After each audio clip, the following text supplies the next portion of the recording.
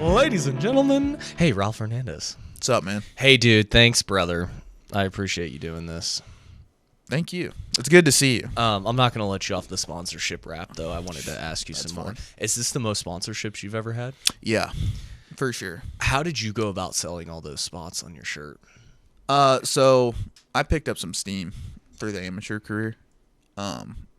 My barber's always been rock solid, so we always knew this time would come whenever we were going to start doing like bigger fights and stuff. And for the most part, we just trade cuts and stuff at first, even when I was AMI. But this is like the first set of shirts I've ever made. Thanks for buying one, by the way. I ordered 10. Get out of here. I would have ordered some, but who opens a shop for 2 days, you know? No, that's a great point. Yeah. But, you know. You know, most people like me who are those paycheck to paycheck people, we wait till like the night before and then bitch about availability. Sure. Yeah, so sure. you gotta fucking help All I'm us saying, out. there's prime real estate right here for I Solve4y. wish- Yeah, next time for sure. You could have had it. Did you get deals when you were an amateur? Any did None. your barber hook you up then? Yeah, but no, like, all of them were just pretty organic. Like, no one reached out to me and said, hey, I really like your brand. Let's make a deal and give you some money. Yeah. And I've always found that, you know, a partnership like that, it needs to be like, you know, how can we hook each other up? Like, what can I do for you? What can you do for me? And it's got to be someone you have a little bit of history with, you know, people you came up with. So the barber was the first one, obvious. Perfect. And all he had to do was trade some cuts at first. But whenever he asked if he could get on the shorts, we just, you know, on top of the cuts, he's like, dude, I want whatever it takes. I want it on the shorts. My logo, biggest on the shorts, and then I want the biggest spot on the shirt. I was like, done. So... Okay, so I don't want this to sound like a really mean question, but like, what can you do for them? Is a lot of it an ego thing? Because like nobody's buying, like, I'll use like Dooley, like if he does like a tree trimming or something, you know what I mean? Like, it sounds like that person wants a $1,500 logo, or I've seen him advertise. Sure. And I think that's amazing, and I said that already, but like still, you know, you're not getting $1,500 worth of sales from a fighter at a local Shamrock show. You would be surprised, though. Okay. And I'm also an in. And really, to go through this, we'd have to take them one by one. But, for instance, the barber. He cuts my hair before these fights. Hair looks great. It's messed up right now. But I go out there, I fight, I bloody someone up, and I look good doing it. And on top of that, I got faded on the shorts. The shirts are cool because people wear them around town. But that clip of me doing whatever I do in there is going to play over and over again on social media, reels, whatever, and they're going to be like, what's faded? And that is probably what gets the most reach, is a viral clip with faded on the back. So that's what I do for him. On top of that, I've done some electrical for him, of course. Freedom Electric. I mean, we don't even need to go into it. I mean, I work for him. I have a sweet gig with them. I can take off whenever I want. Train full time, and they got a service truck ready to go for me. So that's how they help me. A little bit of nepotism there, maybe. Could be, possibly. could be. Yeah.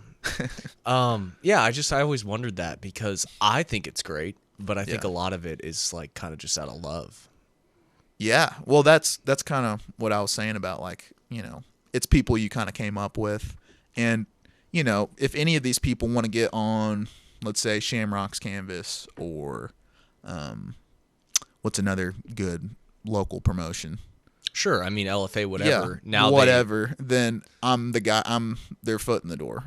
I can say, hey, you know, these people, they get a lot of traction, and they share my stuff. 10 fights. They're gonna share my stuff and pimp me out, and I'm fighting on your show. So it's give and take. What, you know, maybe we can get them on the canvas. Yeah, I mean, I still wonder though, even like the UFC. Jose Cuervo, how many fucking people are buying Jose Cuervo? I say that, but I used to religiously only drink Modelo. It's the Modelos, for sure. I went to a Twin Peaks once, and I asked this girl, I was like, hey, can I get a Modelo? And she like goes to turn around. I go, and just make sure it's brewed with a fighting spirit. And I swear to God, should have killed it, dude. She came back and she goes, I don't know if we have the fighting spirit brew one. And great. Great stuff. Maybe leave that one in the green room. Yeah, that I would have loved it. If you would have used that one on me, I would have liked that one. Yeah. Well, it was hilarious because obviously she was not very privy. I won't use the word unintelligent, but she wasn't very privy to. You're fast, man. You're fast. I thought you were going to say something way worse. Yeah, it's okay. I wanted to. Shown a little bit of restraint in my later years. You know, I kind of miss the excuse to go to Twin Peaks for the pay-per-views. I don't. I went to one. I love Twin Peaks. The food's great. The food's amazing. And that's, dude, I have this conversation with so many people. Everyone's like, oh, it's like a Hooters. No, dude. The food is like top notch. Hooters couldn't compare, dude. I think every Hooters is closing. Yeah, I've heard about it. I think that one in Columbia is still open. The last Hooters standing in Columbia. No, what was Hooters thing? Their wings? Yeah, but even their wings suck. That's what I was going to say. I don't like their wings. Yeah, they have one sauce that's like not a sauce, but it's not a dry rub either. That's good. I'm a lemon pepper guy myself, but I think B-Dubs has a lemon pepper sauce. They now. do. Oh, they do. Not just a rub. They do. Big sauce. Are you bone in or bone out? Bone in. I knew you would be because you're so masculine. I'm a bone out. Give me chicken fingers. Dude, I'm just going to leave that alone. I feel like you know where I would go with that, but I'm just going to leave you alone on that. Yeah, something insulting. Yeah, you got to be bone out. Why? Especially, dude, I went on a double date once with a guy who I love to death, and he met a chick on Hinge and was eating buffalo wings bone in an hour later after he met this gal. I don't have She was or he was? He was. Oh. We just met her an hour before. Yeah, that's risky. Okay, thank you. That's risky, dude. Coming from a dude like you, I'm glad you take my side of it. Is it because I'm a messy eater? No, I just think you're a badass. Okay. And I felt kind of feminine that I would never have the energy to be like, oh, I could go bone in with a chick I met. No. No pun intended. No, I got it. Yeah. There's no way to look tough eating any wings, in my opinion. If you look how you have to hold them. Yeah, but what if you have a fork and it's like a quarter of a chicken tender? You just chop it up and eat it. Now you're eating wings with silverware, and that's a huge red flag. So if you get bone out wings, you're picking them up still? Yeah. What the? Yeah, and I'm one-handed in them. I'm not going to because there's no bone. See, you got to make your fingers look really dainty like this when you're eating bone in, and then boneless. There's no need because you just bite that. So if you're bone in, you're using two hands? Yeah. Oh, dude, I'm going full in the mouth and sucking the bones out. That's the only risky. way. That's risky. Dude. Yeah. That's the way to go. Did she call him back? I think they went out like a couple more times and she was crazy. But the thing is, he also had this huge mustache. And he did. Okay. Did I say she? Well, I just had to make sure. Okay, let me clarify. I think I got a booger in my right nose. You're good. Okay. All right. Yeah, she did not. He had the wings, and then he also was drinking Dunkel. So every time he'd take a drink, his mustache turned black, and then he would eat a wing. So half his mustache was black, and half of it was orange. And I think he's still slayed. he's that night. Oh, I'm sure. I don't think he would have talked to her the next day. Are you just holding that from me? Because I gotta know. Oh, especially I know they did. Yeah. Yeah, the infused, sauced mustache. Yeah. Oh, I mean, I'm sure he wiped the mustache off. Are you? Yeah. You know, at that point, if it's the kind of guy who gets the bone in on the first date, man, he might not have even used a napkin. Oh, way to set a precedent, though. I'm going bone in full night. It's a power move. Yeah, that is a flex. It's a power move. Hey, what's your first memory of wanting to train MMA? Yeah, that's a good place to start. Probably watching The Ultimate Fighter as a little kid. Let's see. How old do you think you were? 5 or 6. Look up the year when it was Chuck versus who were the head coaches? There was Chuck and was it Chuck and Rampage? No, Chuck and Randy Couture. Yeah, I think it was Chuck and Randy. Was that the first season? I don't think that was the first season of The Ultimate Fighter. Or was it Chuck and Tito that was did probably one? 10 or 12 in. Who was first? God, it had to have been some people. The first ever was the legendary fight, the 185ers. Chuck and Randy, season 1. Okay. Well, then when was probably 2. Oh God. Tito and Ken, season 3. Oh wow. All right, keep going down. No, this is the UFC. We're looking for the Ultimate Fighter. Okay, let's go down here. Yeah, that's right. Go back to the graph. Forrest Griffin and Stephen Bonner. When was that season? That was the first season. Oh, but the coaches were Randy. The coaches were Randy and Chuck. Okay, all right. Your memory's way better. Yeah. Ish. But yeah. Thank you, dude. Okay, so 2005. There we go. And you're 27? I just turned 27. So I was like carry 5 or 6. Yeah, I was born in 99. So was your dad real into it? I don't know if he was real into it. I think that was the Spike days. Yeah. So that was like, it was on TV. And we'd work out downstairs. I started wrestling when I was like 5. Mm-hmm. So we were already, we had the mats in the basement and stuff, or we'd be working out, doing whatever, beating each other up. And we'd have the Ultimate Fighter on. And I didn't really get it. And I also knew someone who trained and did it. So I was like, what's going on here? Why is this person getting in a hot booth and sweating and dying and then crawling into the pool? And, I didn't understand any of it, but that's what caught my attention. Are you talking about the weight cutting? I was talking about the weight cut, yeah.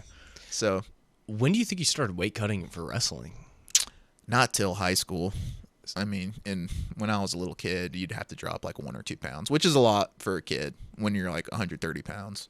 But no, once I got to high school wrestling, I think I stunted my growth. I think I was supposed to be a little bit taller. My pediatrician kept telling me and Angel, they're like, yeah, 5'10", 5'11", both of you guys. 5'10", 5'11". Yep, you're trending 5'10", 5'11". And both of us are 5'8" to this day. We miss some growth spurts. Are you not taller than Angel? No, I think we're the same exact height. He seems like a little guy. I don't know. Some days he seems a little compressed, doesn't he? Yeah. He's shorter some days. A lot of long flights to Baldy. Right, he's cramped. After his 17-hour car rides, he's a little shrunk. Did you take wrestling super serious out of the get-go? No, we were just having fun. When we were kids, I've talked about this before, but it's wrestling wasn't something that we asked to do or were looking forward to the next year. It was just what we did. That's just what we always did. So I didn't think to myself yeah, I'm chasing this huge dream or something. I was just a little kid and my dad signed me up for it, so that's what I did. And that's what my brother did. So did it seem forced? No, it was weird. It was some weird Jedi mind tricks my dad was doing on me. It didn't seem forced. It just seemed like this is part of your life. So I didn't know any different. And, when do you start collecting memories? 2 or 3? I started wrestling when I was 5. So it was just part of life. I didn't start taking it seriously until high school. Were you guys living in Grand Valley or Kansas City? Yeah, Grand Valley School District, yeah. So did you wrestle every single year through high school? Yeah, so from the season was in wintertime for youth, and then, every single season I never took a season off, and then whenever you get to high school, if you can, you train year-round, which is what I try to do. Freshman and sophomore year, it was more so just the regular season and the preseason, the fall season, I would start doing wrestling workouts. But then junior and senior year was a real turning point for me when I was all in year-round training. Shout out TV USA. So were you? Was your dad a wrestler? He wrestled. He was out of Blue Springs, which had a really good wrestling program. I mean, when he was there, it was before the program was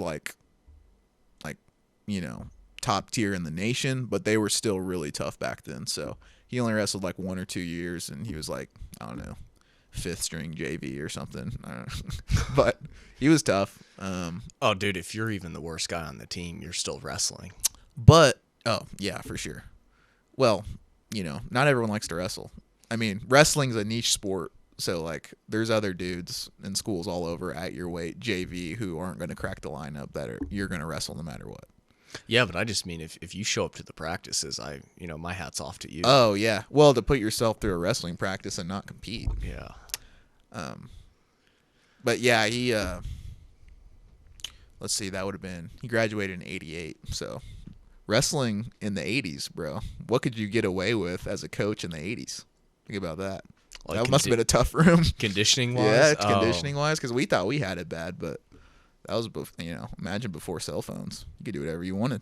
Oh, I can't Dudes imagine. were cutting crazy weight, Yeah. Yeah, they have a lot new information, but I do worry about, I've heard some horror stories about even kids in their 13, 12. Oh, yeah. Putting them in sauna suits. Notoriously Oak Grove.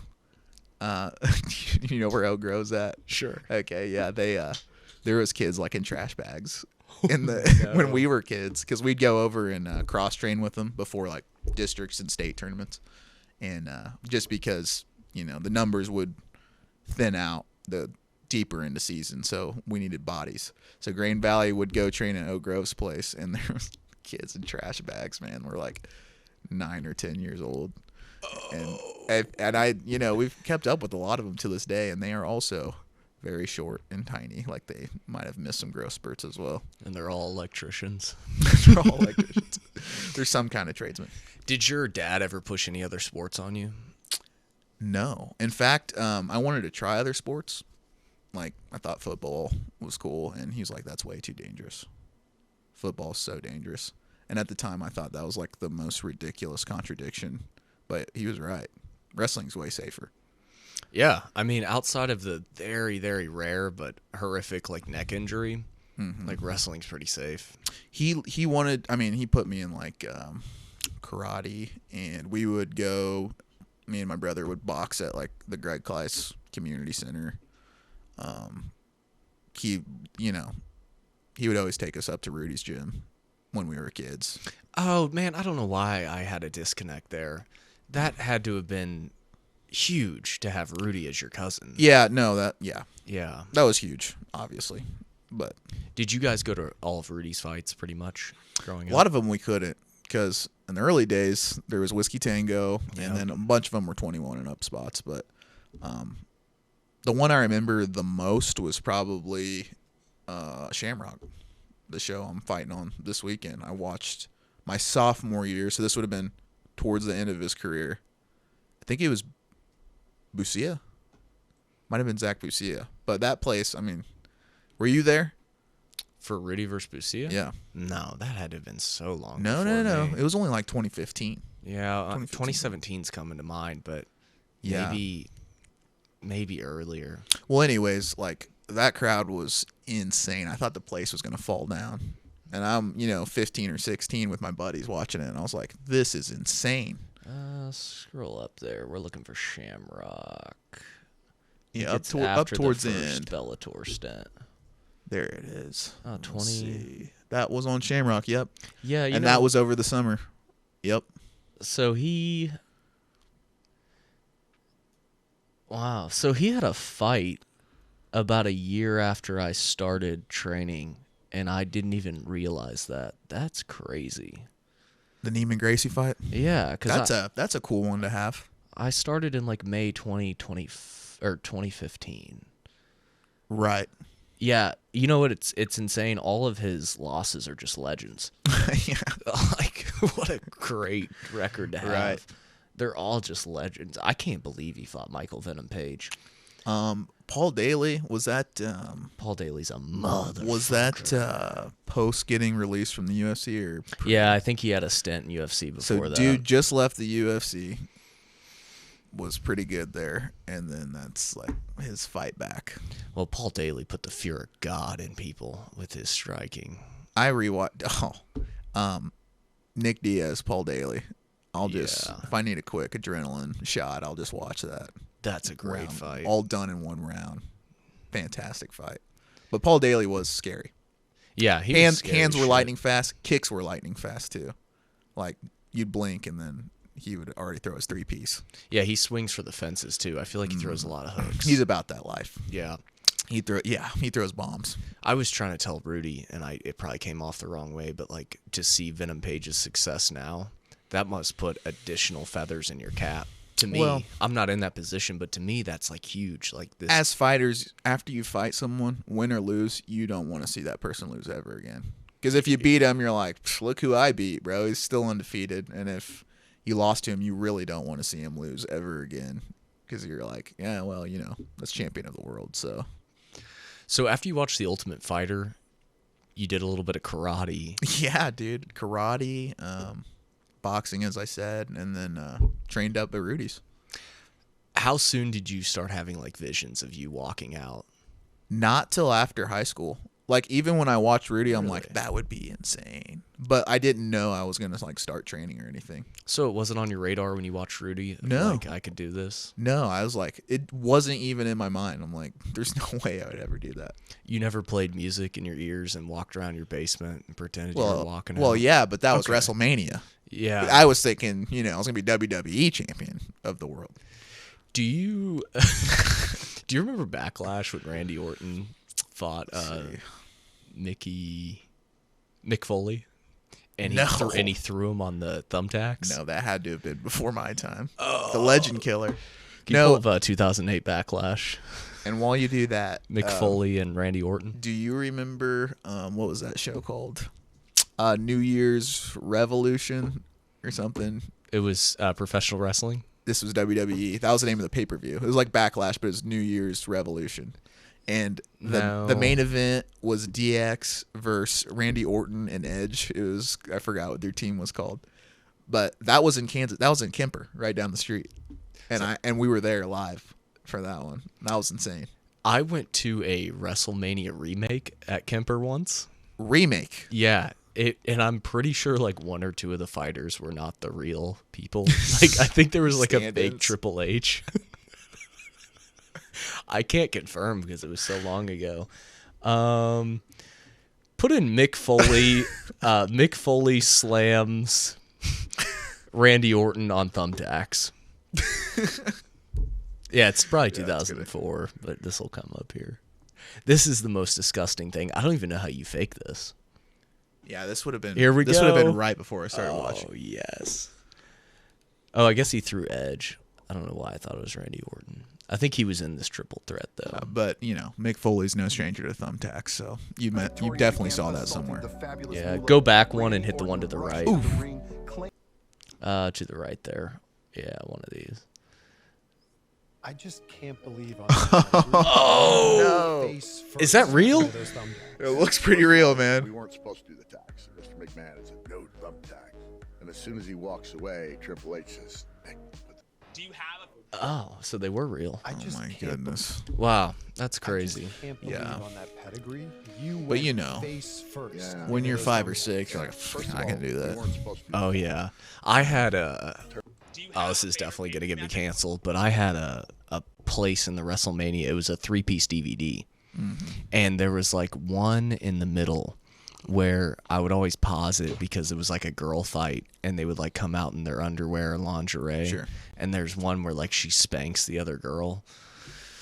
That was pornography in 2005. That's the way to get it in 2005. Yeah. It would be like a pixelated pause, because it would never pause in HD, Yeah. So I'm like pausing it and like, hopefully my mom's upstairs. Yeah, and the CD's all scratched up.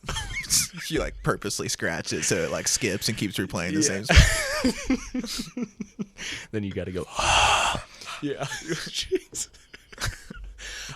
So when did you go into the MMA gym yourself? Yeah, so I linked back up with Rudy fall of 2017. So and what were you thinking like going in? Just getting some experience, or did you know you wanted to take a fight? I was bored, dude. Like my whole life I wrestled, and like those last 4 years in high school when I took it really seriously, that was like everything. Like every day I woke up, that was what I was doing or thinking about or working towards, especially that junior and senior year. So whenever that was over, I'm like, being an electrician's cool, but, it's not it's not making me spring up out of bed in the morning, and I want to be training for something. So I kind of had a year to figure that out. So I guess like 6-7 months after high school, I popped into the gym, and I'm trying to think who was there that you might know that day. Let's see. I'm going to shout out a bunch of people. Do you remember Gerardo? There's Gerardo. Yeah, I do know. Caesar was there. Cesar. Matt Franks. Fernando. Possibly Curtis was there. He was probably definitely there. Yeah, Rudy. But anyways, that's some of the guys you would know. So I went in there, and I was like, dude, this is so fun. Was Johnny there? Johnny was not there. Johnny must have just begun a hiatus, but he showed back up later. But yeah, I went in there and we grappled. Thank God, we did something I knew something about, and it was fun because I would take everyone down, and then I didn't know what to do. But I was like, yeah, I have a skill though. This is actually a useful skill. I could probably pick this up. So then I'm fighting. Leaving that practice, I wasn't like, yeah, I'm gonna fight. I was just like, this is what I need. This is fun. This is stimulating. And then I got better and better pretty fast. And then I started kicking around the idea. But the thought of walking out into the cage, I'm like, I would play that vision in my mind. My heart would start racing, and I'm like, dude, there's no way I could sign up for that. You know what I mean? There's no way. That's way too nerve-wracking. And then Rudy's like, what if we just give it a year? What if you train for a year and then let's take your first fight, And I'm like, okay, cool. So I got a whole year. I got a whole year. And then I fought 3 months later. So what was the first show you ever fought on? Shamrock. That's where it began. And that one was good the way it worked out because I didn't have any time to freak out about it because I took it on such short notice. It was, do you remember Michael Hughes?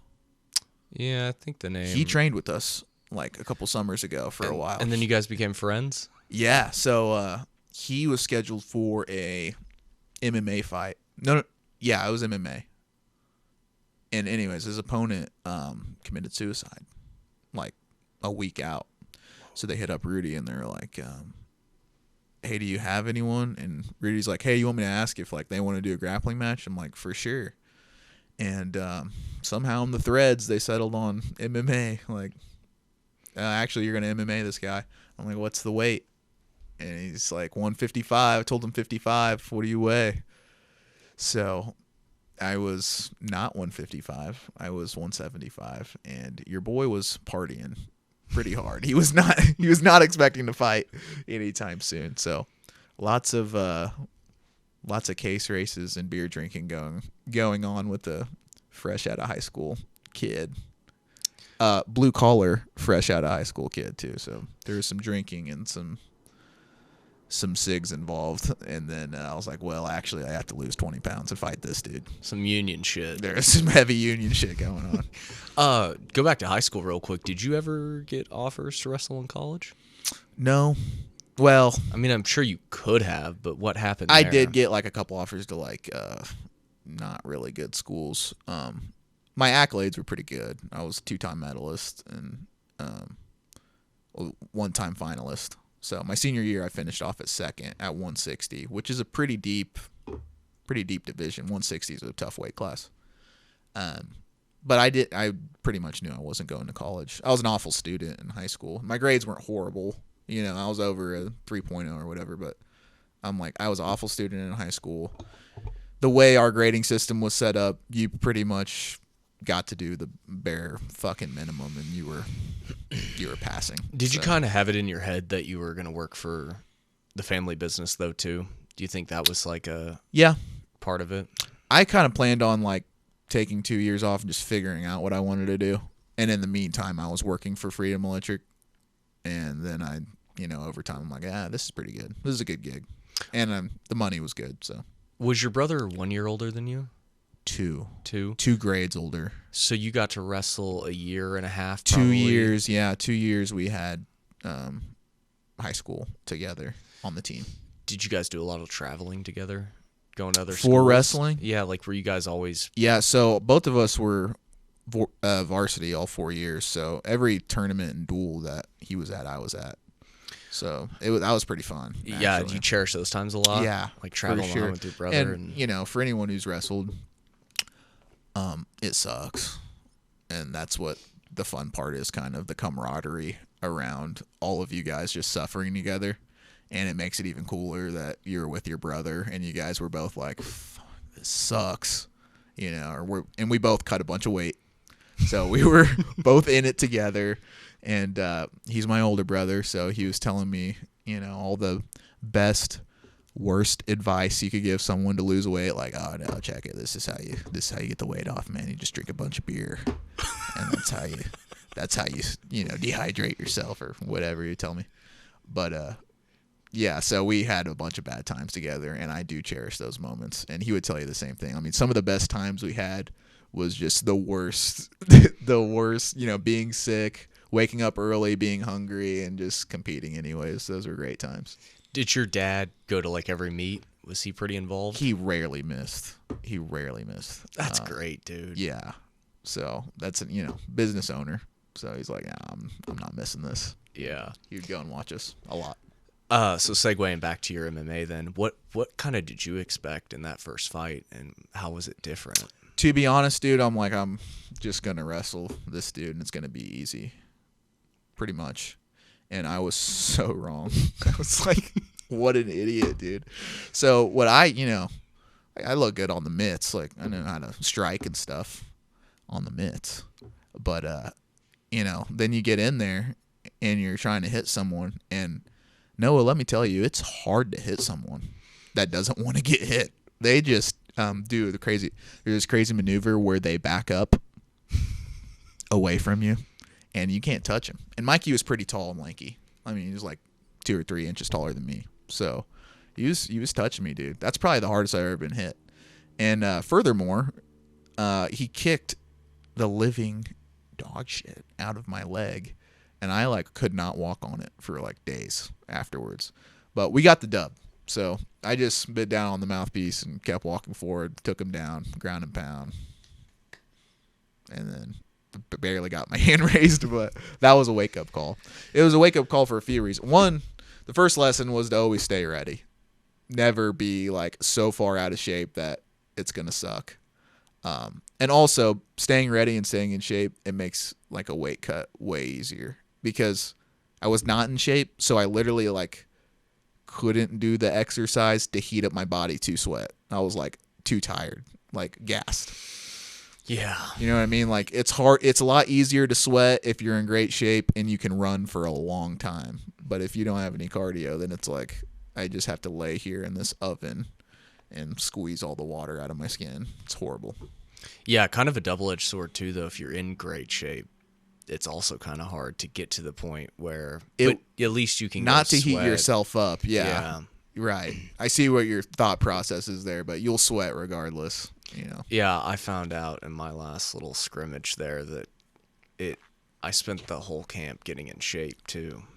Did you kind of feel like that? You had 3 months and it was more so about losing weight rather this than time? No, for your first fight, if you took it on 3 months notice. Oh, sorry. Did I say 3 months? Yeah. I meant 3 days. Yeah, it was 3 days. Yeah. Oh, shit. So you're probably his opponent pulled out 3 months. Yeah. Yeah, no. Well, this was fight yeah, week. I Yeah, don't know what I fight was week. thinking. Rudy was yeah, this guy's opponent pulled out. What do you weigh? So I was 20 pounds over. So I cut that in 36 hours. Wasn't there a weird Shamrock fight where one of our guys' opponents got in a car accident and died a week before the fight?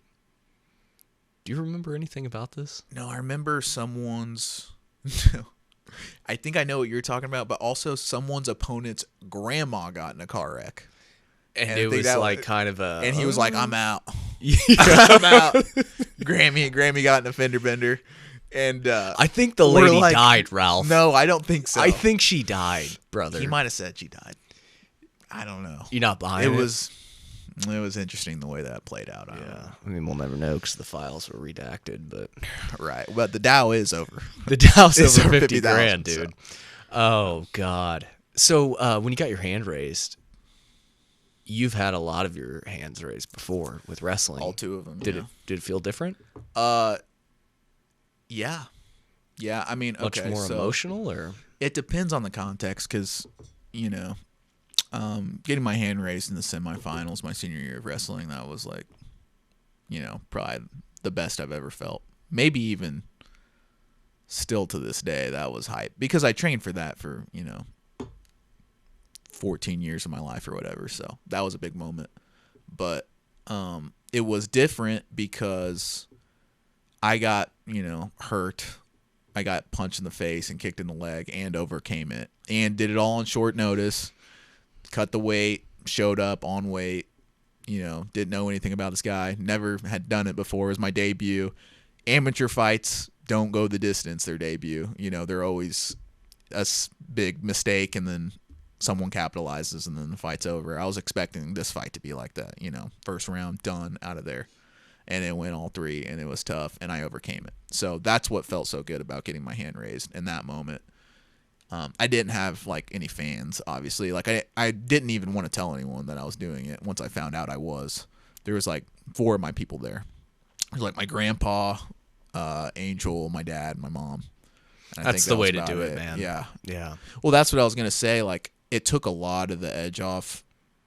Not having time to think about it, just worrying about losing 20 pounds, like, as fast as I could. That's like, that took up all of my mind.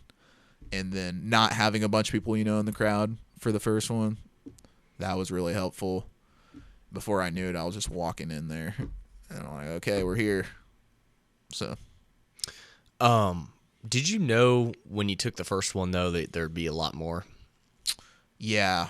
No, because after that, you know what it's like. It's a drug.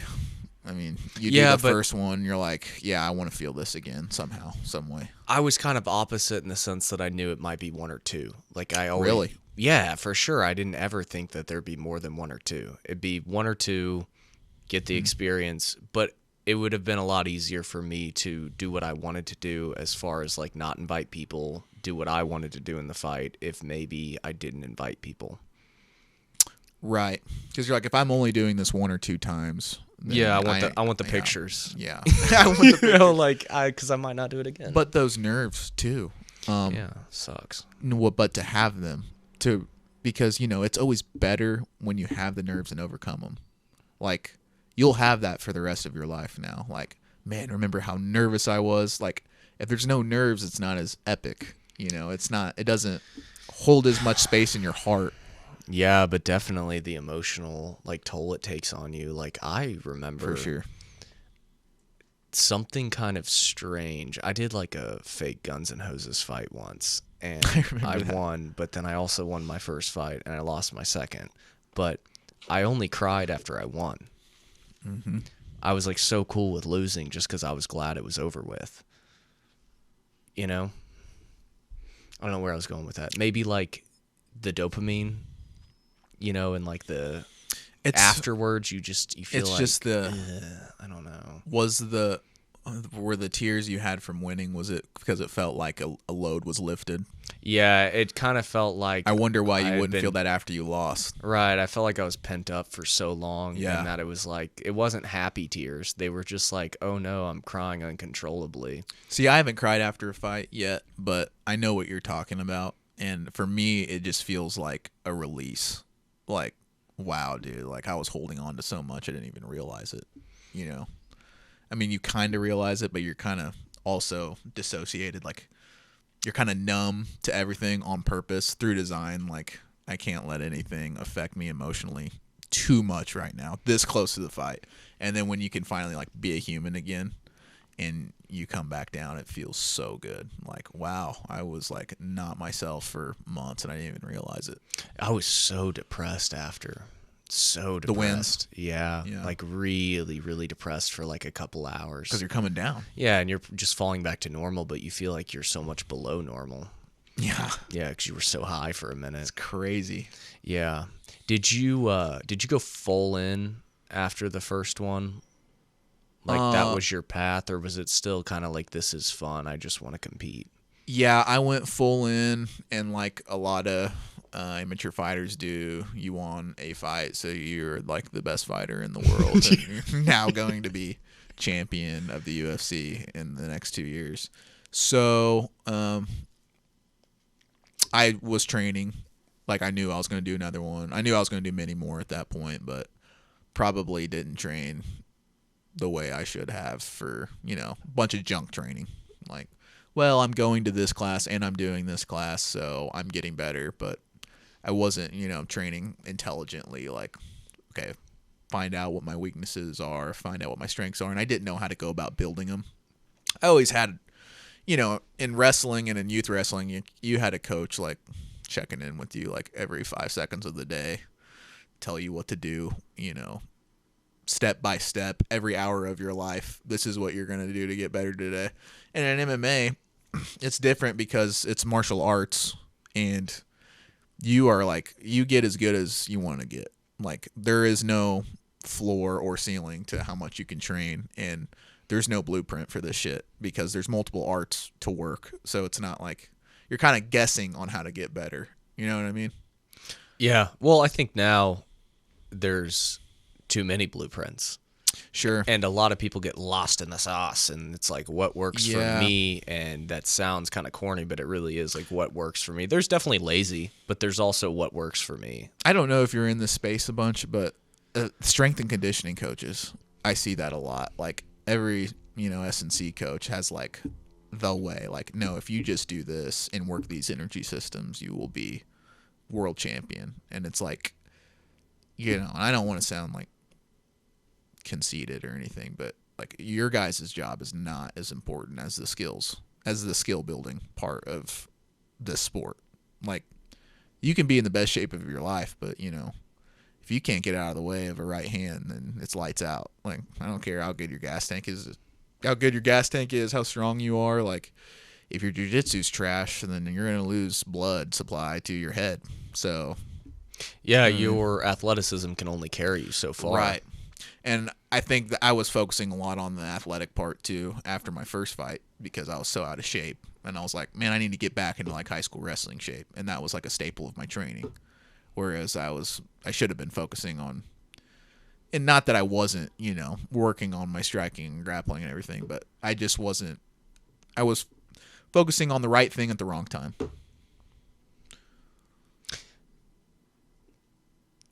No, I didn't know if you were going to end there. I was going to ask you, though, so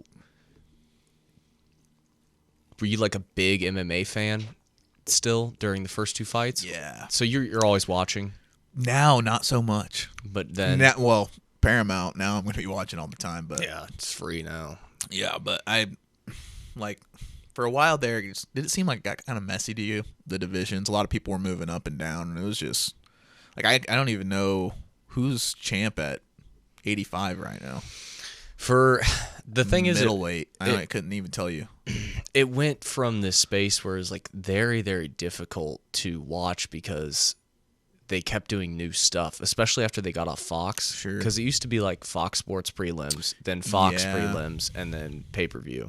And then they went like there's UFC Fight Pass prelims, and then you got to go to ESPN Plus for the next. And you have to like log into 3 different accounts to watch like a card top to bottom. And the fights got so good that like there was a Fight Pass prelim that was so amazing that like if you were a true fan and you couldn't miss a fight, you were there from 4 p.m. until 1 a.m. every Saturday. Right. That couldn't have been good for the fighters, the way that was set up. You know what I mean? Like, I think you're getting a slice of the viewership if you were on those early prelims and you were having some of the most badass fights.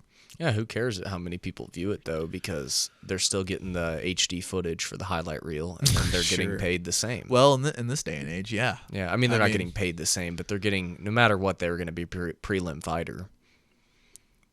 Well, it depends, but yeah, I mean, it's like if you get to the UFC and you don't take advantage of just the exposure part of it and market yourself, I mean, basically they're just giving you an opportunity to display your brand as much as you possibly can with the interviews and stuff. But I think a lot of people get into it and they're like, okay, like it's the UFC's job to get eyeballs on me now. But that's only 10 fighters a night on the main card. And there's hundreds of UFC fighters on the roster. Or hundreds, thousands. How many thousands of UFC fighters are there? I think there's probably 1,500 people on the UFC roster. I might look that up. I bet there's more. Maybe 2,500. What's your over under? I'm gonna say 200 per weight class. Okay. Well, I mean, like that's maybe 100 per weight class. So. Well, like heavyweight might only have 50 people. You're right.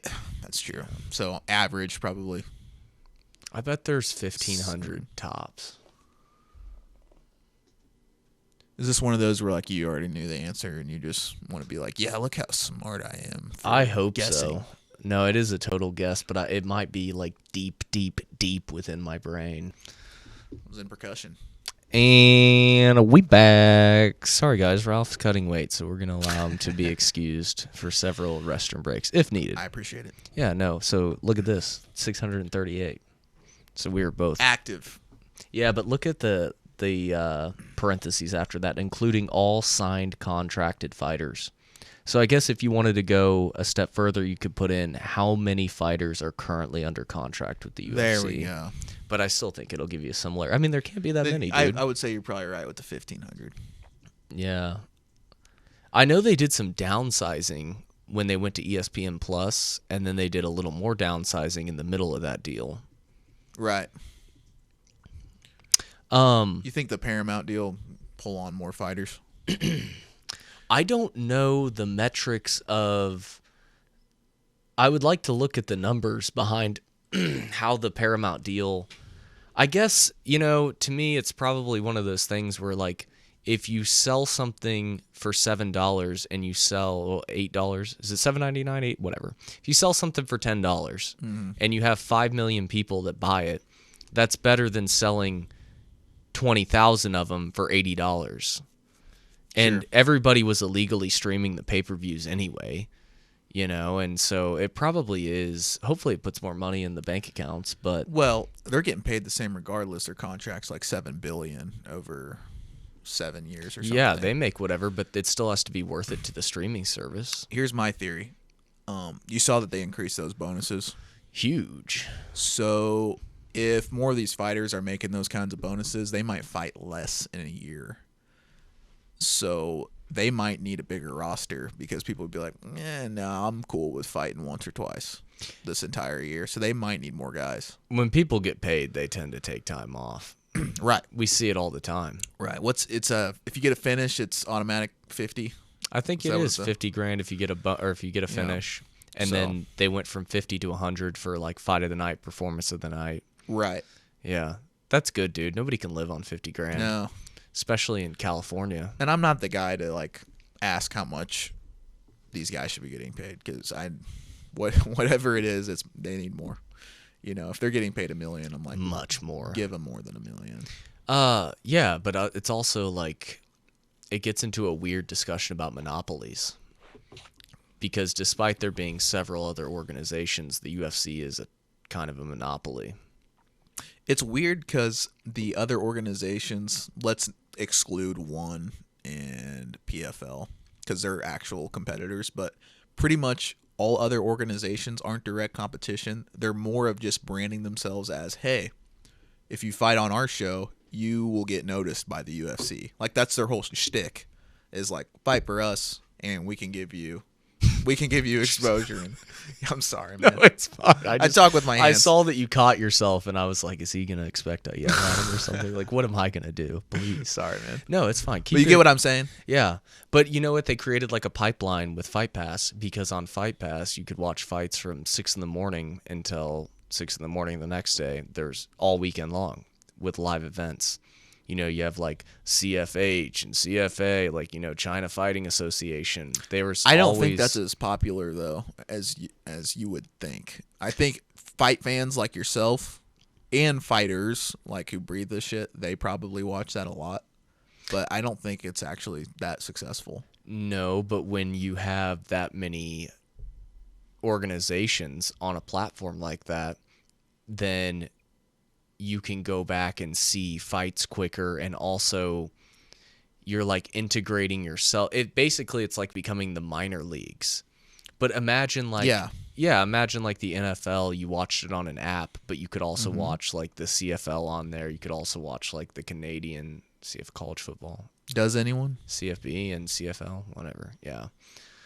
Does anyone what? watch? NFL? No, CFL or the other one. Well, tons of people watch college football. Well, sure. Yeah, that's true. But that's I almost feel like that's a separate category from, like, they're both their own like money making thing, and they're not in direct competition with each other because one's clearly just like, I wouldn't call it minor leagues is what I'm saying. It wouldn't be the same analogy as like LFA to UFC. Like, they're both very successful, but they're not direct competitors because college football isn't National Football League. Yeah, but what a weird differentiator is there is like LFA to ever throw a show. Now they do throw some huge shows in arenas, but like to get to the point where they're able to be the UFC, the entire planet would have to spin a different direction.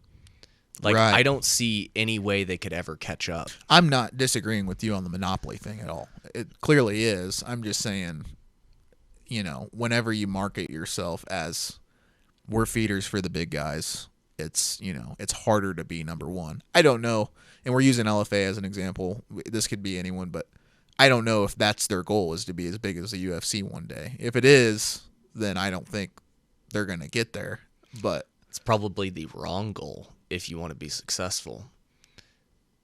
you're taking on too big of a task. Yeah. Yeah. Absolutely, because you're trying to be something that you don't have the funds, fighters, locations, or the pull for.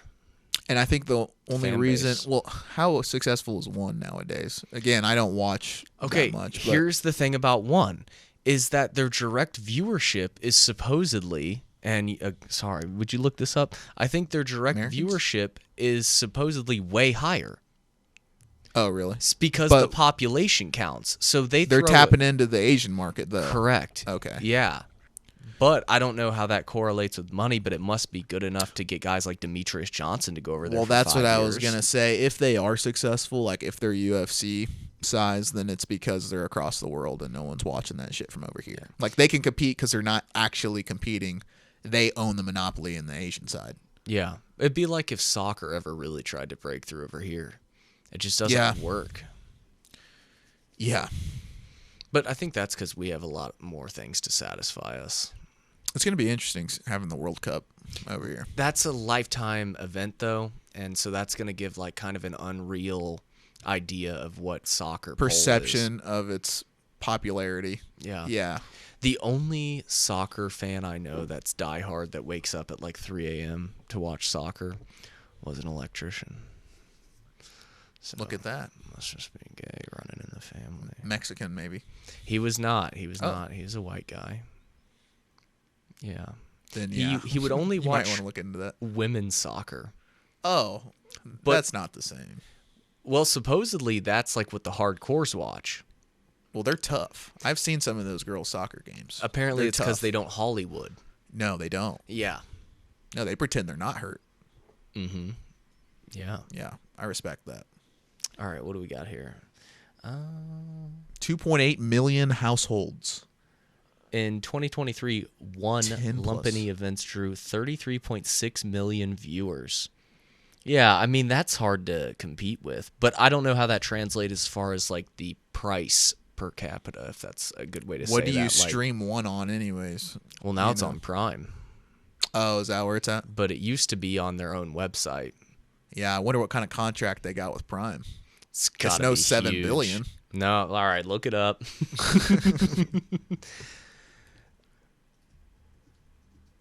See, I like talking about this stuff. Yeah. But I don't have anyone to talk about it with. I know. But you. Yeah, you know it's what hard. I mean? I actually, this is actually pretty interesting. Yeah, it kind of pains me that like when someone would be like, "Oh, you're a UFC guy, you watch those UFC fights," or like you see Conor McGregor, and you're just like, "Come on, dude, that was 10 years ago." I love Conor though. Yeah, you 10 gotta million? respect that run anyway. Oh, that's crazy. Was it 7 billion for the Paramount deal? What is it? It's 10 million for the total deal. What? Yeah, so that's what I'm saying. Like per capita. What? you might have 60,000 people at one event in Asia or in Singapore, but each ticket might be like an American $20, as opposed to the UFC might sell out 20,000 at T-Mobile. That's true. But each ticket is $250. Also, I don't know, one doesn't have like a performance institute. They have not like outsourced a bunch of like facilities and ways to like help the fighter. Yeah, but I think one's big shit, dude. I No, think they are. one in They are. Singapore is like, that's you're a one fighter. I think. That's the thing. Yeah. I grappled a one fighter one time. How was it? New stuff. New stuff. I wonder how the Performance Institute in like Mexico is going. Oh, is that open? I heard it got on fire. Oh, did it? I thought so. Was that in Mexico? Look it up. I thought one of them caught on fire. One of the PIs. And can you ask it how many Performance Institutes there are? Because there's supposed to be one in China that's booming. Yeah, and then could you make us a sandwich? God. You're going to get me in trouble, dude. Oh, man. How many fights into your amateur career did you decide you were going to try to go pro? The first one. After the first one. And when you say pro, was it like pro feather in my cap, or was it pro I want to try to do this as a career? No, like I said, the delusion was real after the first one. And I was young. I was 19 whenever I had my first fight. So you're delusional already at that age, and then you also want an MMA fight. So you automatically think you're going to go pro to be champion, not for the feather in the cap. Mexico ongoing major developments, early 2026. A fire broke out at the facility, reportedly starting in the sauna, which Dana described as fucking brutal, man. Wow. Well, that's cool. So I know they have Mexico and China going, and that's it. Sweet. 92,000 square feet, dog. Yeah, but you know what else? The road to the UFC Octagon. Do you know about that? Mm-mm. Okay, the road to the UFC Octagon is basically like an Ultimate Fighter type, Dana White Tuesday Night Contender Series type thing that they do. It is tournament based though, and it is for the Chinese fighters to help build their influx into the UFC. Who's behind it? The UFC. It's the UFC road producing to the Octagon. And Yeah. it's all in China? Yes, in this last pay-per-view, like what happens is on the early prelims now, the first few fights are the final fights. Like let's say the new season of the road will be 135 and 145. That was like the two first fights on this last pay-per-view. Okay. It was road fights. So the winner also Wow. won the road to the UFC Octagon. So Dana's literally like, yeah, whatever you have over there, we're going to take that too. Yeah. Like, there will be no competitors He's left. the monopoly man. Wow. And now he's taking over boxing. Yeah. What do you think about that? I have not been keeping up with that at all. When the Raw Dogs were here, we watched the final fight, and I'm telling you, the production is way better than they got. Max Kellerman commentating. I'm not big on Max. I'm not big on Max. His voice is beautiful. It's great. Like, it's he has perfect. a great broadcasting voice for Yeah. sure. Just a lot of those boxing commentators, I feel like they've been in it so long, they just think they're so good at their job, and they're not. So, one of the big complaints with the UFC now is that you just see a commercial and then the fight starts. Great MO for boxing. Because with the Zuffa boxing now, you watch a commercial and then you got the two guys in the ring. So we don't have to we're playing the Nigerian anthem and then we're playing the Mexico anthem, and then now we're listening to the Star Spangled Banner, and then we're going to announce them, and then we're going to finally take off their boxing robes. Well, two things. You know what? You're right about that. That actually is annoying in boxing. It's a big complaint, and they've Lots of eliminated announcement, that. Lots of sponsors. Some people like the walkout, number one. I mean, I sometimes like the walkout's like huge. If it's well done, I think the walkout's good, but it does take a long time. So long. I mean, if they set the walkout for 11:30, that round one's starting at 1 a.m.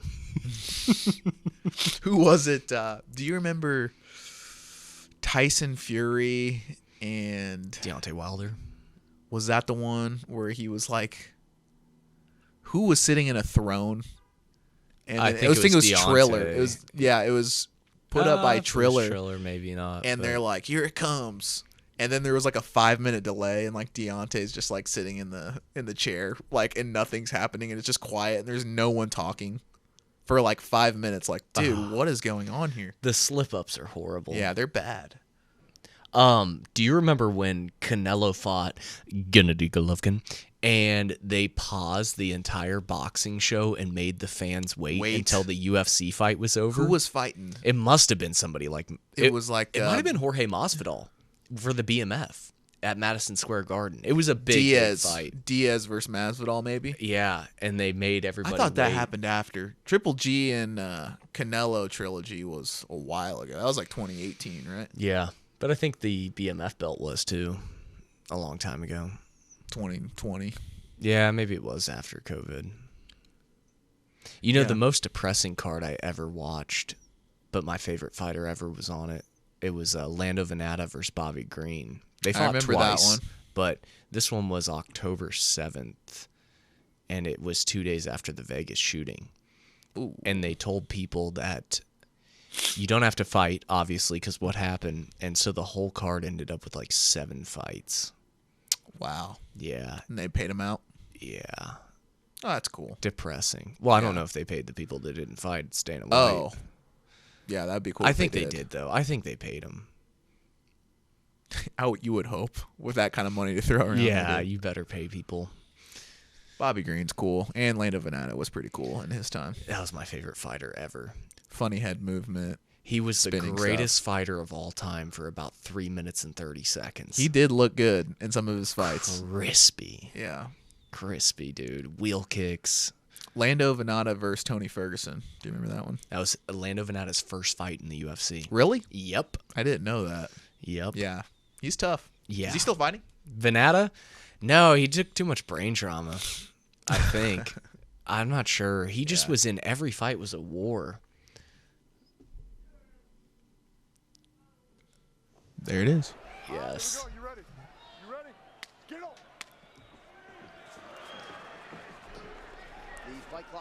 Yeah, Lando could have been the champion. Yeah, if these fights were like 3 1-minute rounds. Look at that. Oh, chicken dance. Dude, how tough is Tony Ferguson? Yeah, Look he's at that. tough. That's when you had Big John in the octagon still. Huge, Knowing what he was looking at. huge asterisks on his career, though. On whose? Ferguson. What's Huge asterisk? asterisks. Look at the people he fought, man. He went on like a 10-fight win streak? Yeah, like 12? 11-fight win streak. And a lot of them are jobbers. And then he... Like Edson Barboza and Kevin Lee was actually a killer at one point. If you remember, Kevin Lee was hot. Was he hot because he beat up Kiesa's mom Chiesa? got tickets? I mean, Kevin Lee was another one. He wasn't that good, dude. I love Kevin Lee, but... Oh, God, why'd you pull up the end of his career? Yeah, I don't know. Lost to Benil, lost to Charles Oliveira. Yeah. Yeah. But yeah, he went on like a 12-fight win streak, and then he couldn't catch a win. I think His chin was gone, and he also aged, so that's the problem. There's an asterisk because we'll never know if we should have seen that Khabib Didn't he beat up Ferguson RDA? fight. Ferguson beat up RDA? I Pretty think sure. he got the belt from RDA. he beat up RDA. Then he beat up And RDA was a motherfucker There back you in go. the day. You There remember you Eddie go. Alvarez? Well, Eddie Alvarez took the belt from RDA. from RDA. Yeah. I think if you beat RDA, you've like cemented yourself as like, you know, you're a Hall of Famer, you're top tier. Yeah. Around that time, if you beat RDA, that was the who's who beat RDA. Okay, so he won the interim in that Kevin Lee fight. Josh Thompson, that's a good win. Okay, here we go. Yeah, you know what? Josh All Thompson's these wins a are savage. fire. Danny Castillo, Abel Trujillo Trujillo fought some good guys too. I think he fought Khabib too early on. And Gleison Tebow was hot. Was he? I don't know. Come on, dude. Just because he took down Khabib. Well, he was just. Isn't that I Gleason? think he was on the sauce. See, this would have been like the time I was watching a lot. Because I remember a lot of these fights. Now I don't really keep up. Yeah, and you know the guys when we say that. Oh, Yves Edwards. Eve Edwards. Yeah, I mean, you're right. I take it back. He did have a legendary run, but I still think there's an asterisk because then he never solidified himself after he got the belt. Fought Joe Schilling in 2008. Shout out to Joe Schilling. That guy's the best. Still smokes cigarettes. Really? Yeah. Oh, yeah. That's my idol then. Scroll up again real quick. A little bit further up into that UFC run he had. Josh Thompson was awesome. What is a Bravo choke? Beat up Anthony Pettis. Yeah. Forgot about that. Oh, yeah. Okay. So remember Tony Ferguson broke his knee or something in the what's that called? The press conference? Press conference. He turned his Tripped on knee a and cable. pulled his MCL or something. Okay. Yeah. And then Because he was wearing sunglasses inside. So instead of rescheduling that fight a year later, they said no, Khabib will fight McGregor a year later. And who fought on that card? None other than Tony Ferguson. They did him so dirty for that. Like, Tony fought on that card. He could have fought Khabib. Like, he was literally scheduled to. But Conor did. Do you remember who fought on 7 day or probably it was 4 days notice? Who fought Khabib? Gave him Ally Quinta. Ally Quinta. I actually like him a lot. Big real estate giant now. That's what I hear. Dude, he was tough. Dude, he gave Khabib his hardest fight. Went 5 rounds. Arguably. Went 5 rounds. Yeah. Wasn't he scheduled to fight that night? Yeah, he was already scheduled. Yeah, but that's went tough. up to the main event. Yeah. Yeah. That's dope. Big Long Island guy. Wonder if they bumped his pay. 100% they gave him an extra $5. Yeah. There's a Free ticket. hilarious clip of Brendan Schaub talking to Rogan, and they're talking about the Mayweather-McGregor money, and he's asking Rogan, he's like, so what do you think of this fight? And he's like, I don't think it's going to happen. And Rogan goes, I don't know. Apparently he's telling Mayweather, you get $25 million, Conor gets $25 million, and Schaub goes, and $5,000 from Reebok.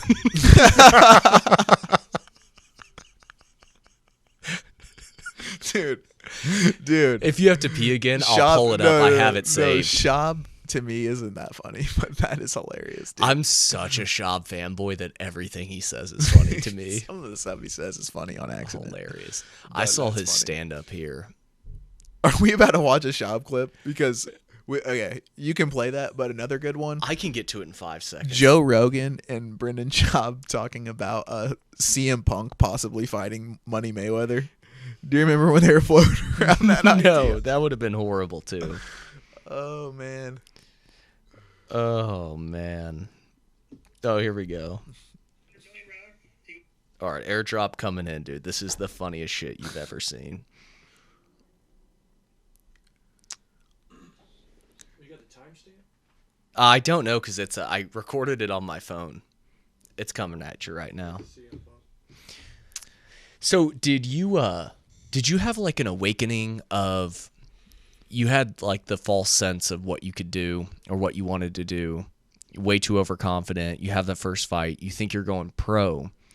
Was there a change in your career where you were like now I'm under the understanding that you want to make it as high as you can go, right? Yeah, absolutely. Okay, when did that come into play? I think I told myself that was the goal from the start, but I started believing it, probably a couple fights later.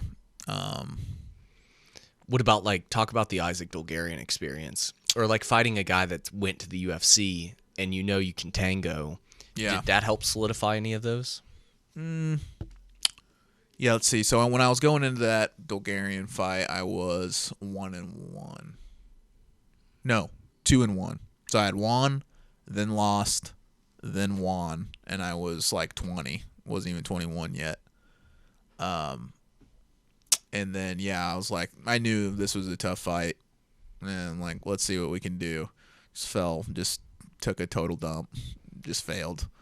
Was it more of a wake up call then, that fight, or was it? No, I think to me it was just like, okay, like that's a level. Like this is something, I mean, that's what a hard fight would feel like. I blew it. I didn't get to like really experience it because, and again, there's lots of reasons that I just kind of blew that one off or fumbled that one.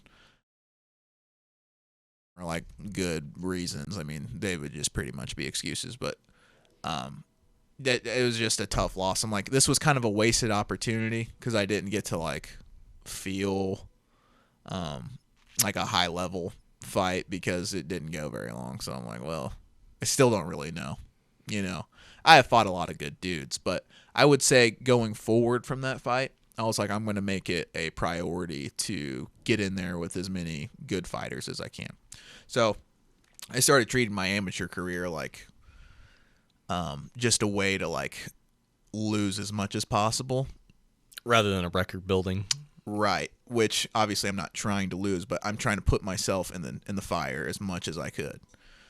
So I took some tough fights, fought out of state a couple times, been in a couple title fights, and just didn't say no to anyone. You know, we're not bullies.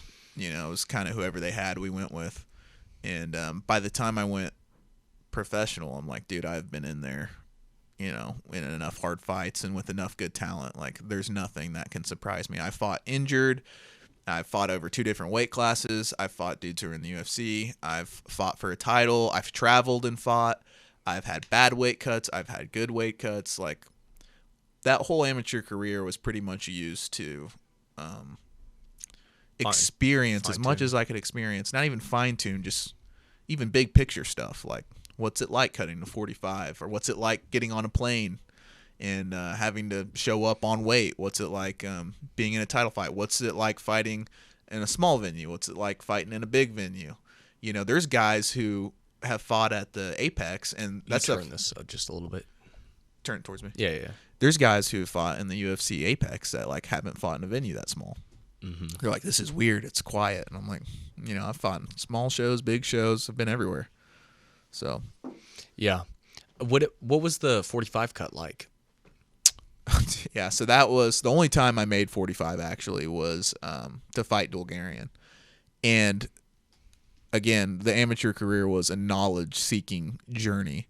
And I look back now to that weight cut, and I was just like, I didn't know anything. Well, I thought I had the right idea for a lot of the methods I was using, but ultimately I was training under-recovered, wasn't eating nearly enough to replenish my body, wasn't eating the right stuff before training. I was always tired. I thought it was a great idea to like drink minimum a gallon of water a day because, you know, you're always told like water's great for weight loss, has all these benefits, and I wasn't replenishing electrolytes at all, and I just felt foggy and like dehydrated all the time. And I just felt horrible. And at the time, if you remember, my teammate Adam was fighting around that time too. He was going to headline that show. He did. He main evented that night. And that was my main training partner. And we were in each other's heads every day. We didn't take any days off, never took a rest day, and we were both severely injured. Adam didn't have the means to get his MRI or X-ray, but both his knees, possibly both of his ACLs, were destroyed. I was fighting on 2 sprained ankles, which again, like none of that is why I lost the fight. Like I just straight up fumbled. But yeah, you know, and I could have said no, I'm not gonna fight, but I'm like, what is there to lose? Like we're not getting paid for this. This is just experience anyway. So, but yeah, I thought I knew so much about cutting weight just because, you know, I wrestled my whole life, and you know, wrestling, you grind and sweat out shit, and if you're not suffering, then you don't you think you're not training right. So I was like making myself suffer as much as I possibly could, thinking I was getting some kind of edge, and I just felt horrible the entire time. That was like the worst process of my life. So I pretty much made 155, every fight since then. And with the knowledge I have now, I could easily make that 145 weight cut. Easily? With some elbow grease. But would you have to change your body composition? For sure. I would walk around a lot lighter than I do now. How long would it take you to get to the point where you could take it on 3 months and not have to worry, like in the back of your head, like, damn it, I got to make 45? So I think if you gave me 2 to 3 months from today, I could get to a healthy weight where I'm in shooting range to cut the weight to make 145. So right now, obviously, I want to carry a little bit more muscle, keep my power and my size. So I'm built for a 155 fight right now. But if you gave me a little time to slowly change my composition, like you're saying, I could get close to that 145 target. When did you find that clip? Did it get... Yeah, I got it. Okay, let's play this real quick. 100 million rather. He goes, you're out of your fucking mind. He goes, here's a real deal. I'll give you 25 million. I'll give Connor 25 million, and then we'll talk about pay-per-view after and a then certain you get amount. 1,000 from Reebok. Is he joking? Yeah, he's totally joking. Okay. Yeah, he's hilarious. They didn't laugh after, but he's only got one type of joke and sense of humor. So if you don't like that bro dumb humor, you're not gonna like Shab. That is funny. I love him. Oh, I there think we go. He's great. Floyd Mayweather versus CM Punk in MMA. That's a great one. It's 8 minutes long. We don't have to watch the whole thing, but it's so good. A shit ton of money they gave him, and that's all well and good. Short-sighted. But if you wanted to do it right, this is what you say. You say, listen, dude, we got to get you an amateur fight against a guy who, well, he might not be. It depends on what he's trying to do. But if you wanted to get an amateur fight against someone who is of similar skill level and similar experience level, so you feel what it's like to be going after it. Jeff Mayweather on Floyd Mayweather's MMA move, he might actually whoop CM Punk's ass first. Floyd versus CM Punk. If they do I will sell that, the shit out of that fight. I will be on good Showtime Lord. going, good to see you, Joe. This is an amazing fight. Oh my God. We got one hell of a fight coming up. My heart. It's crazy. This is gonna be. When you look at the UFC right now, do you feel like you could fight 55 there, or do you still have it in your mind that it might have to be another 45 move? That's a good question. I think I'd like to get down to 45 eventually. It's just locally and with the talent pool I'm working in right now. 155 is a generally safe cut that is saving mileage on my body, and I can compete at in this division regionally. When I get down to 45, I'd like a little bit more money. At that point, because it's tough getting down there. Like I said, I can confidently make the weight. It'll be tough, but I can confidently make it. And then I got to perform good too. So that's a lifestyle change to do that. When I look at the 145 division regionally and in the UFC, I think those 155 guys are big. As big as the 170 pounders you'd find regionally. And I think the 145ers locally and in the UFC is kind of a ghost town. I mean, you got the guys running the show over there, but it's been the same couple guys at the top for a long time. And then that, 15 to 5 range, it's like guys are in and out. It's new talent, old talent, and they're battling it out. And then you're here one day and gone the next. And I think I could infiltrate that 145 division and make some noise. For real, especially regionally. What blueprint do you have in your head right now for making it to the UFC? Number one, early in the career, I need to get some wins on the board. So I'm doing what I can to stay busy. My goal for this year is to fight 6 times if I can make it happen.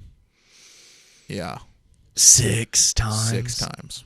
Well, just to get to work, man. So in your head, if you could go in, take this guy down Saturday, get a submission.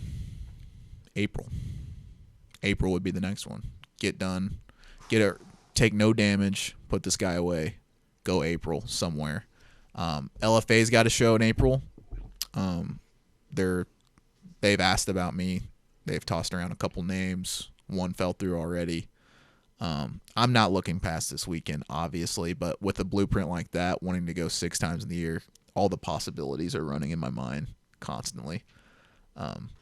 So if you get 6 fights though, and let's say that you're now 7-0 pro, you're right around that mark where you're looking at a Dana White's Tuesday Night Contender Series, or you're starting to get like a feature co or main on like an LFA, that would be showcase. That would be phase 2.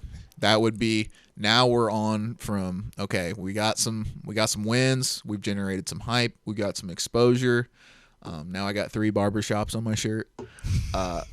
Now we just need one big opportunity. And it's whatever. And we got to be ready to take it. When I was, early on in my career, I'm like, man, how bad would it suck to be on The Ultimate Fighter? That would suck to be on that show. Like, think about it.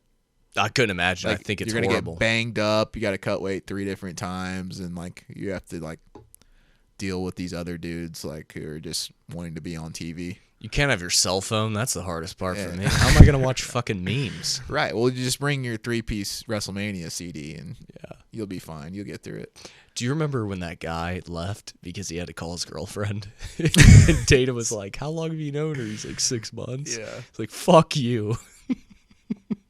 That's dude, the stuff he had to deal with It's early on.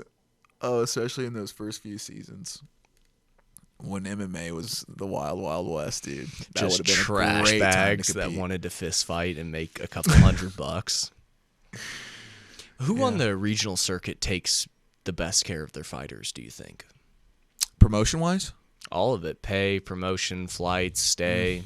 Who treats you like it's a big show right now? Man, as a professional, I've only fought on one promotion. Yeah, but you've been around. I've been around. Yeah.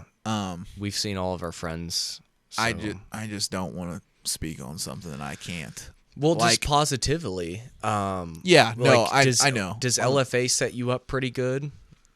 For an entry-level fight, they're fair, I think. I mean, again, I haven't fought with LFA yet, so. I mean, but are all those places when you're pro, are they flights plus one and a coach? Are they flights plus a coach? That can be negotiated too. Okay. So usually, but that's not to say that there might be someone who didn't even get offered that because they didn't know they could ask for it. You got to have a good manager. If you had something huge on the books for like summer, like let's say there was a big opportunity in summer, would that impact your ability? Like let's say LFA says, hey, we have a huge show in July or June. Would that affect your want to risk it for like an April Shamrock?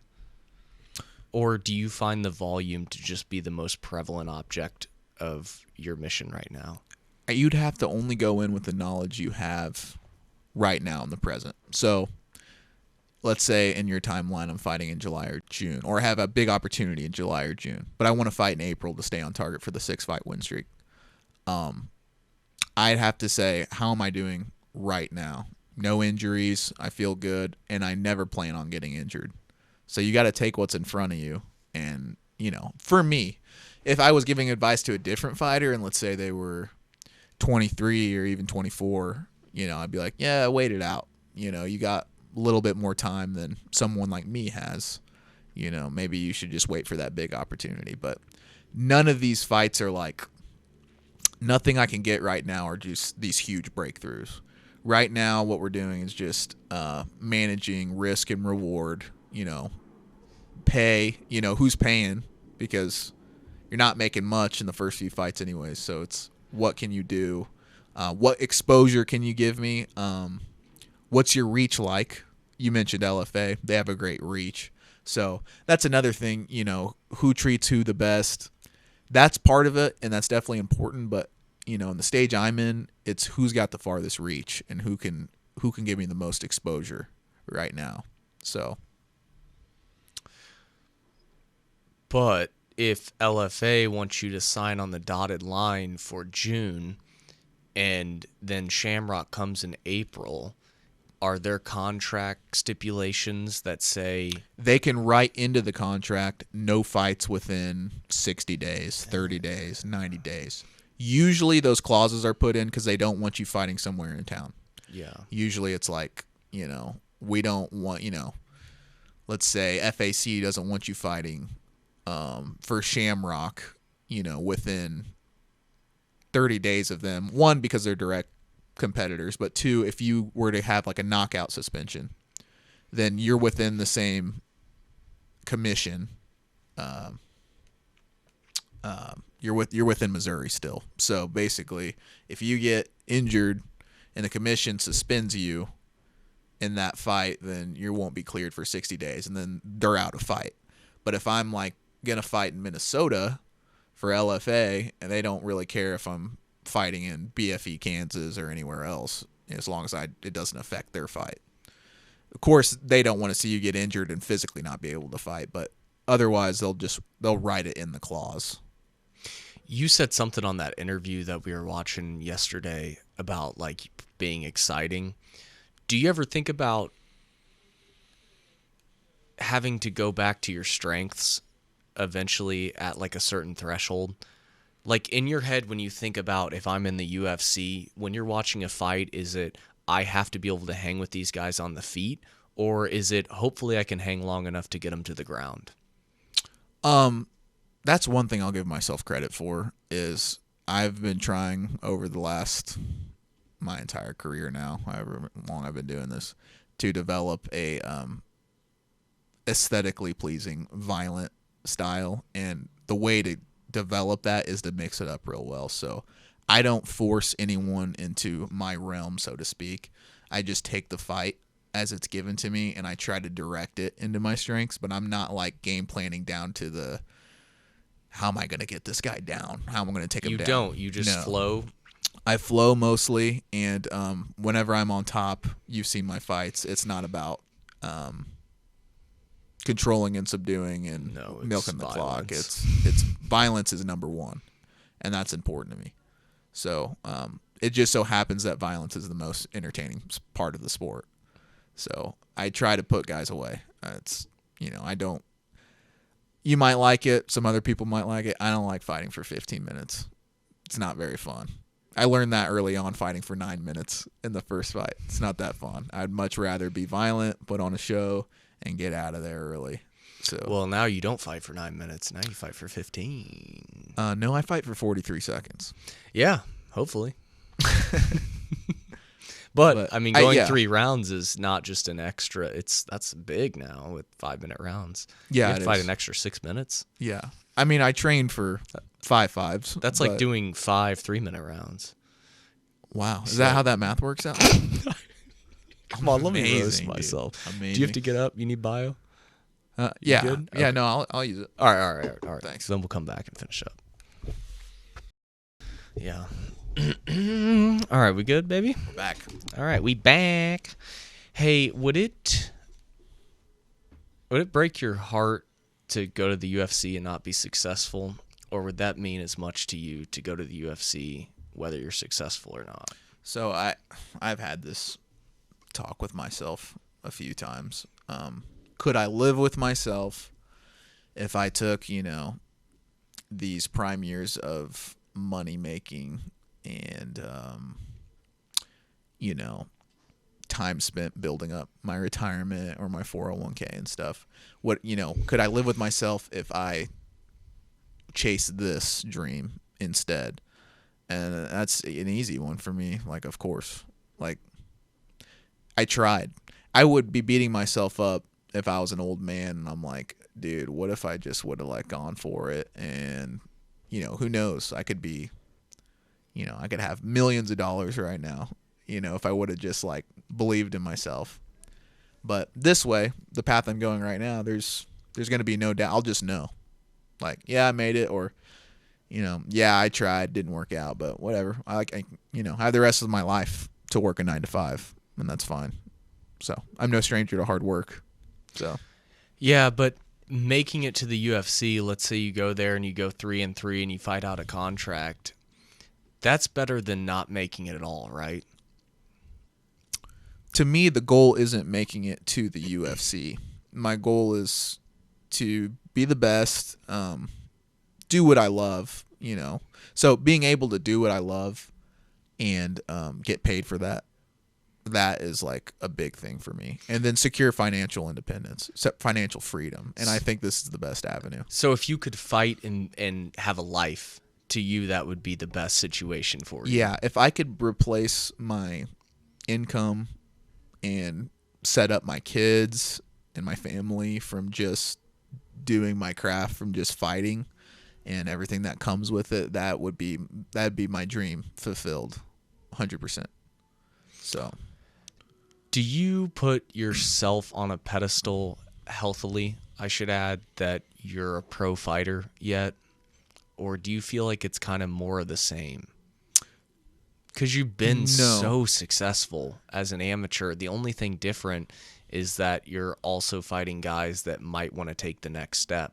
But outside of that, you're doing the exact same thing. You're fist fighting people in your underwear. And that's another thing. Like, you know, I'm a cage fighter, dude. Like, I get half naked and I fight dudes in a cage. I'm no philosopher, but I do spend a lot of time thinking about this stuff. I've always conducted myself as a professional before I became professional. So whenever I got licensed and took my first pro fight, it wasn't my first pro fight because I had been conducting myself as one for the entire amateur career, seeking knowledge, and it might sound corny, but promoters remember you, dude. I mean, if you miss weight, you're late all the time, you don't sell tickets, you're not easy to work with, you're not responsive, that you build a reputation. And I never did that. I made sure that I was great to work with. I did whatever they told me to do. Communication, made weight. I've never missed weight in my entire life. And I've made weight since I was a little kid. So the professionalism part was big for me early on, and it didn't feel like I went pro last year. It feels like I've been pro. You know what I mean? Yeah. I mean, I didn't mean for that. Not that you took it this way. Sure. I didn't mean it for it to sound like an insult, but to me, being pro is a big deal because I'm prestige-wise. Well, yeah, absolutely. And I'm from the outside looking in, where I know guys who they do this as a hobby. They do this because they just want to put, I keep saying this, feather in their cap. They just want to say they did it. And they know they could never conduct themselves long enough, hard enough, and as disciplined enough to be able to be where you're at. And it's a big deal that you're a pro fighter. No matter if the pay was nothing, you're still fighting professionally. And I would agree, but we also know the same thing, that there's a lot of pro fighters there who aren't pros. There's a lot of those dudes in the, I'm a professional fighter, here's my license, and they're not fighting tough dudes, or they're doing the one-offs, they're just doing the bucket list item. They're not actually, that's a top dog. So I guess I do healthily, appreciate that I've put in the time to get to the level I'm at, but it's not, I don't hold myself on a pedestal for just holding the title of professional, if that makes sense. Yeah, you say a couple things there that are interesting, and I guess, do you have at all a chip on your shoulder seeing how some of these other guys conduct themselves? Yes. Yeah. 100%. As you should. Even with the communication thing, or just showing up with Jesse from Shamrock and just yes sir, no sir. Yeah, I'm sure that goes so far for these guys, because the people they're dealing with that are willing to do what you're saying, oh, I'm not a philosopher, but you're an athlete, and you're using it as you're an athlete. You're not this guy who, I'm tough. Well, let's zoom out from martial arts. Let's just think about anything. Let's think about, I'm an electrician too. There's people who don't take any pride in their craft. And I don't care if doesn't matter what I do, If that's the field that I identify with, I am going to try to be professional, and I'm going to try to take it as seriously as possible. And that's why I did as an amateur. I mean, we're not getting paid as amateurs. I mean, we're barely getting paid now as early pros, but you want to build that reputation early that this is serious, and people do treat it like it's not that serious. So I guess to your chip on the shoulder question, it doesn't bother me as much when I see strangers just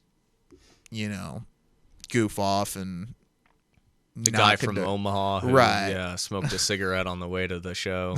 Right. That doesn't bother me. But if I see someone on my team or someone who's associated with my team conduct themselves in any way that's slightly less than professional, that bothers me. And I call them out on it. So, I'm not fake. I'm going to tell them, like, hey, dude, I'm wearing this Rudy Bears patch on my shorts. Like, you can't conduct yourself this way. Like, you can't be skipping practices. You can't go out and party. You can't miss weight. Like, because we're both walking out tonight, and I'm going to be associated with you. And that does piss me off.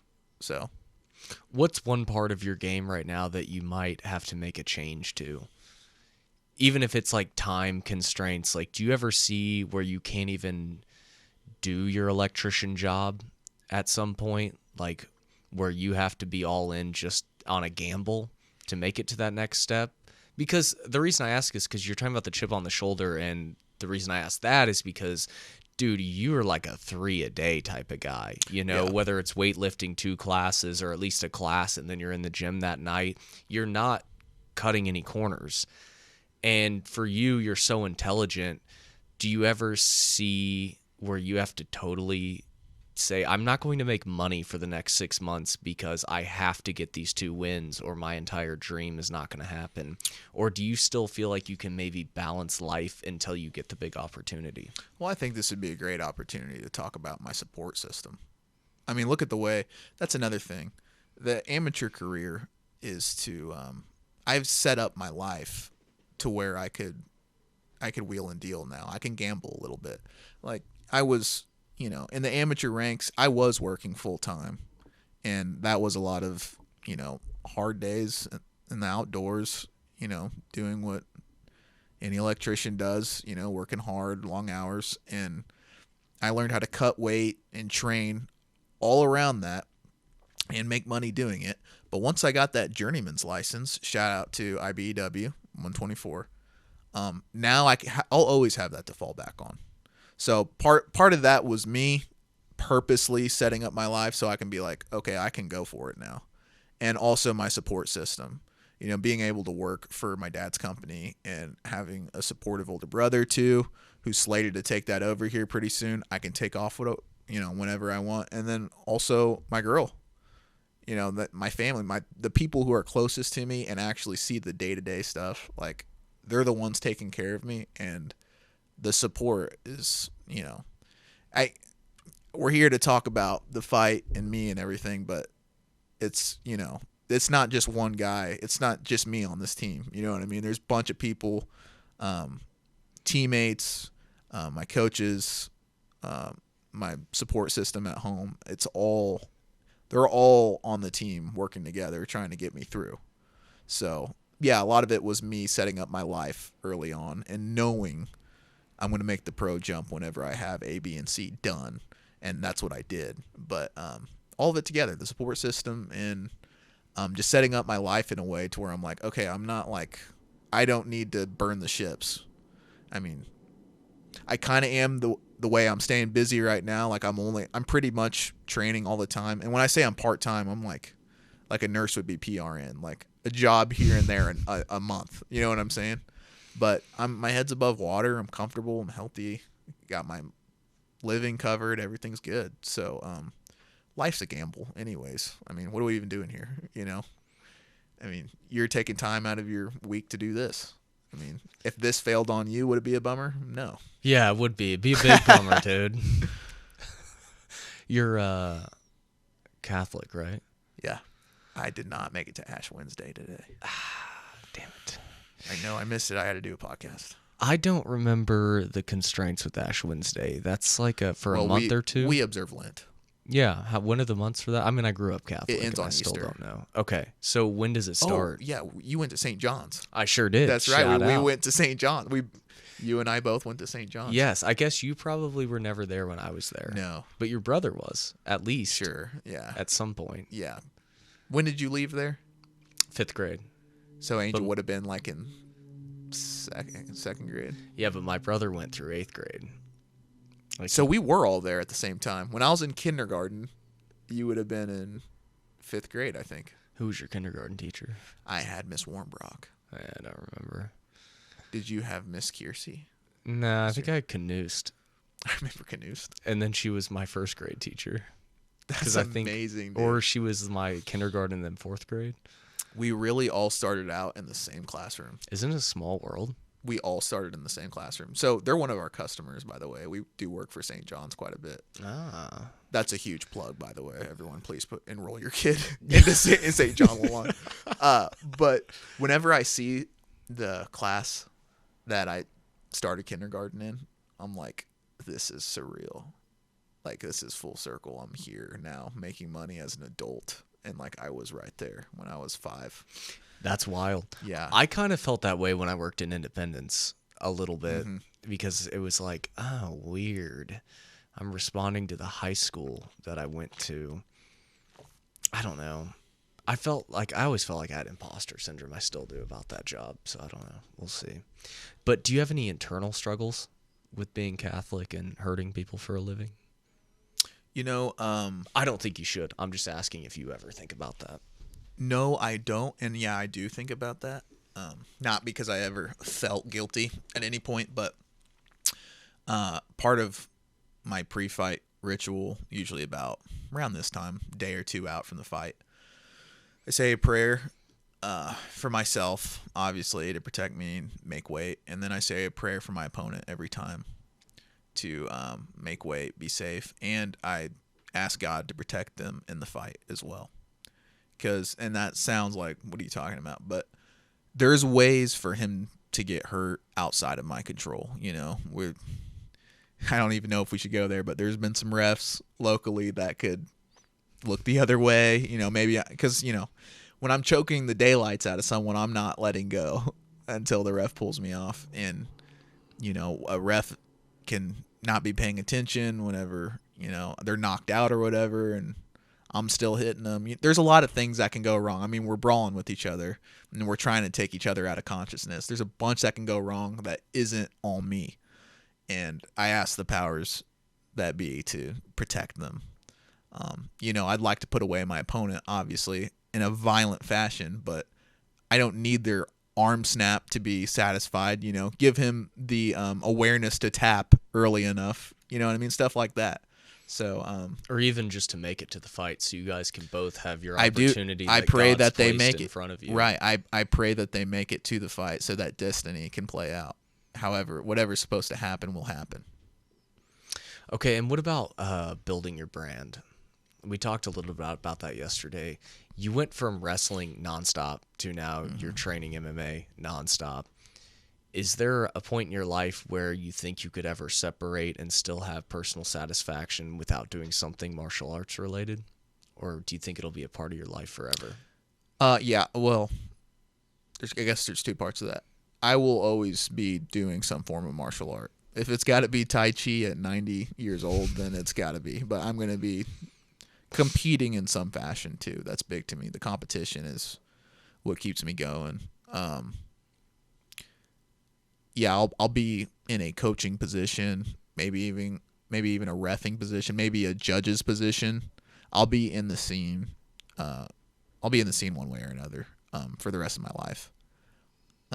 So as far as finding joy in other things, yeah, I whatever I do, whether it's, you know, being an electrician or owning a business or whatever, I'm going to be competitive at it, and I'll have no problem flipping the switch and just putting that same drive into something else I find interesting. So many opportunities are appealing to you within the same realm. Yeah, for sure. It's an industry just like anything else. I mean, fighting is just one job you can have in that industry, and that just so happens to be what I enjoy the most, is training and fighting. So, and I think it's the quickest way to build your brand. What about digital marketing?